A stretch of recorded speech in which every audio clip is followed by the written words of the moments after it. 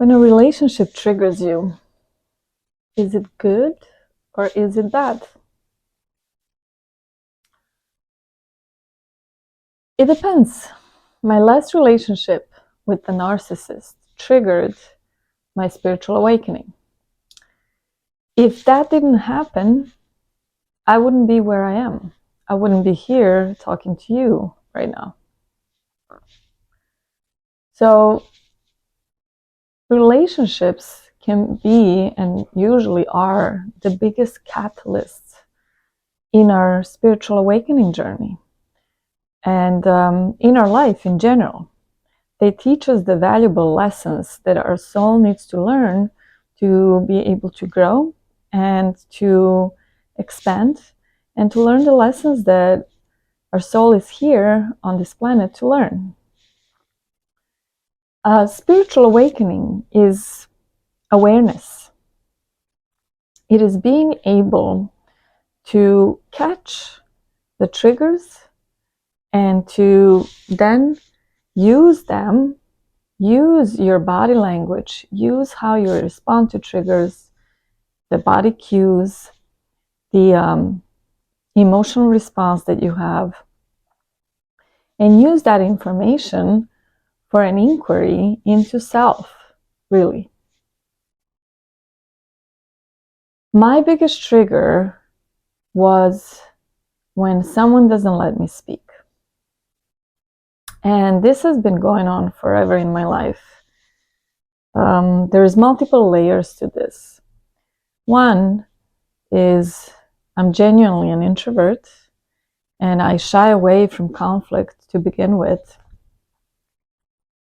Two, I'm an empath and I'm highly affected by the energies, negative energies especially.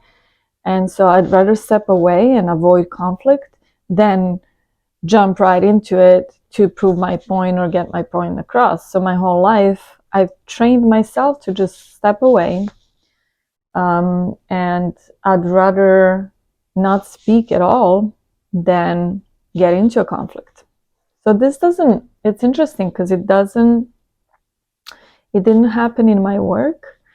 At my, in my work, when I was the CFO, I managed multiple teams and I had no problem asserting myself, even in a room full of men as a woman CFO. But when it came down to my romantic relationships, because there is so much emotion involved in it, I tend to shy away and I tend to not get my point across. And even if I am attempting to get my point across, I tend to be very diplomatic in the way I handle conflict. So my point just gets kind of like, it's not direct. Even like it would be sometimes better if I just said to the person, you messed up, but I don't do that. I like make it very diplomatic so that I don't get my point across. So that was my learning lesson. Is like my trigger was like, even initially when someone is just like kind of doesn't let me speak, I get very triggered with this. And the biggest lesson for me in the situation of romantic relationships was to lean into conflict more, not shy away. The learning lesson for me was to be more assertive, be more, lean more into conflict, get my point across, even if that meant being really direct. And sometimes it wouldn't be pretty what I had to say. And that's okay. So I'm not here talking about staying in abusive relationships with narcissists. I'm talking about really leaning into your trigger.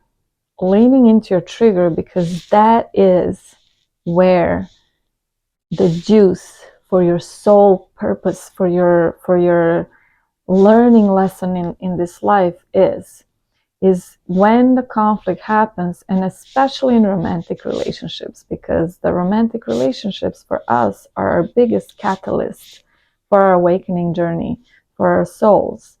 So you want to lean into whatever the trigger is and start diving deeper and asking yourself questions. Why did I get triggered by this? And then go deeper. And it's because I don't like to not be able to speak. So why is that? And then you go deeper and deeper and deeper till you get to the source of the issues. And it could be something from your childhood. It could be something from way back when you had your trauma somewhere in childhood, most likely. So the key is to be aware. But you are not, with the narcissist, you're not going to be able to go through this, because they will purposely trigger you and push your buttons to elicit emotional response. And one of the reasons why I used to shy away from it is because I wouldn't give the narcissist I was with the emotional response. That's how they feed on your energy. That's what they want, really.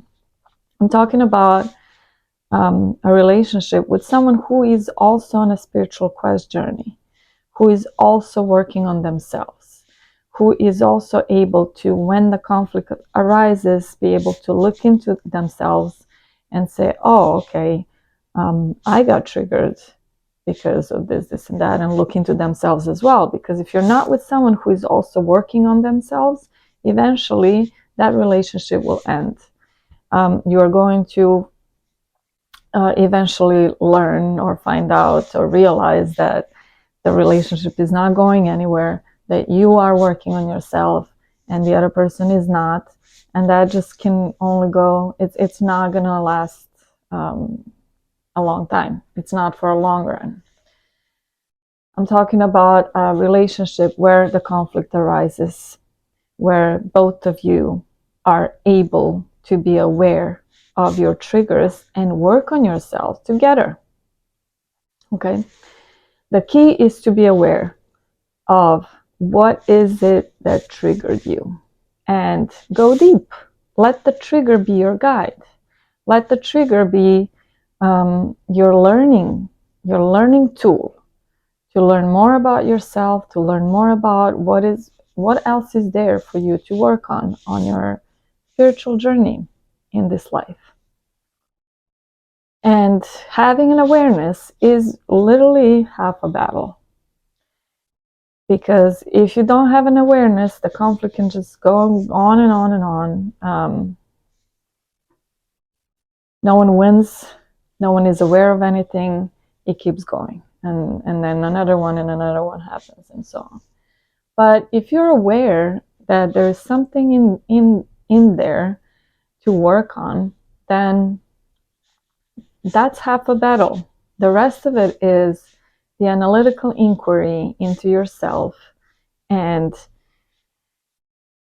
be the one to work on yourself, to look into what is it that triggered you so badly, and what is else there for you to work on, that your soul needs to learn. Conflict is good.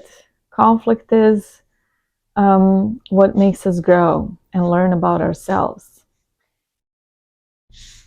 Triggers are good as well, as long as you have the awareness and are able to look into those triggers and work on them and use them to help your soul grow. That's all I have for today. Thank you, my love. Let me know in the comment section about you. I want to learn about you.